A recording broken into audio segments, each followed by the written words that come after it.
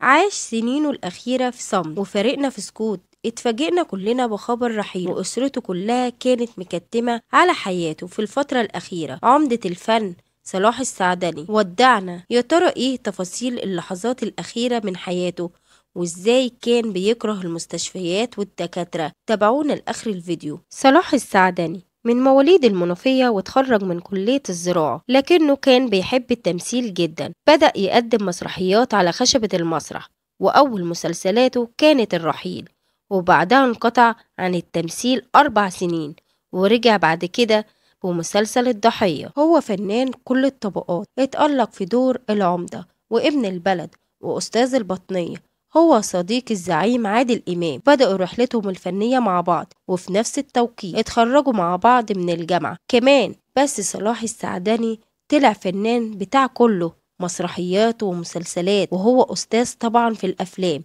الفترة الأخيرة صلاح كان بيعاني من تعب، فضل في صراع شديد معاه فترة طويلة، ورغم كده ما دخلش مستشفى، وأسرته فضلت تكون معاه في البيت ويهتموا بيه لحد آخر يوم في عمره. وكان في كلام إن جاله زهايمر، وكان بيعاني كمان من الأمراض الشيخوخة، لكن أسرته كانت متحفظة على التفاصيل مرضه، وحاولوا بقدر الإمكان يبعدوا عن السوشيال ميديا للحفاظ على خصوصيته، وأكدوا إنه عايش حياته طبيعية بس بعيدا عن الإعلام الفني، وبيشوف كمان ماتشات الكورة، لكن بطل يشوف مسلسلات غير ابنه. بس علشان كده دايما بيقوله انت اللي رابطني بالشاشة لحد دلوقتي.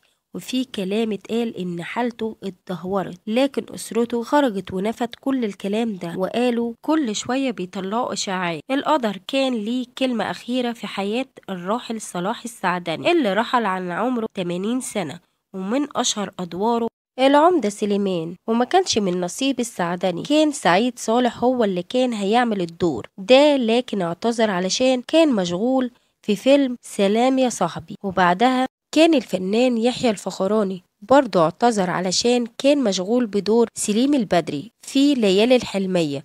ومن هنا جات الفرصة لصلاح السعدني يكون العمدة، وعمل الدور صح، ومن وقتها هو عمدة الفن. وأعمال تانية كتير هتفضل علامة مميزة في تاريخ الراحل، زي ليالي الحلمية والبطنية والإخوة الأعداء وبيت الباشا وغيرها من الأعمال، سواء كانت مسلسلات أو أفلام، وكمان مسرحيات ناجحة.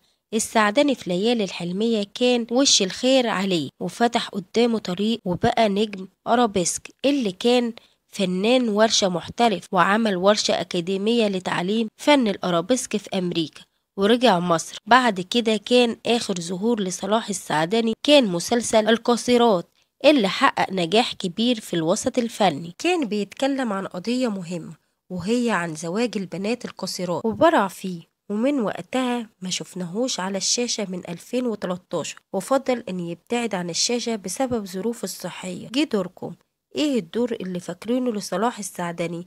شاركونا الرأي في التعليقات، وادعوله بالرحمة والمغفرة.